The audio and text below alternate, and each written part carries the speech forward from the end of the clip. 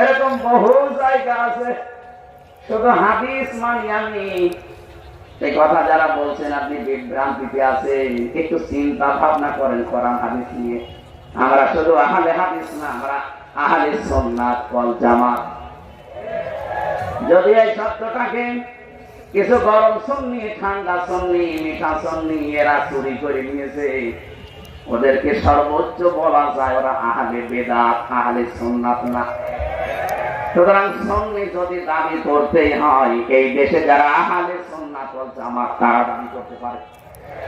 তারা সুন্নাতের জন্য মার খায়, তারা সুন্নাতের জন্য জেলে যায়, তারা সুন্নাতের জন্য ফাঁসির দড়ি গড়ায় নেয়। আর যারা সুন্নির ধ্বজাধারী, 3 দিন আগে দেখেছেন আমার তাহেরি ভাই পুলিশ দেখে পালিয়েছে। কিসের সুন্নি? এটা একটা ভণ্ড, এটা যে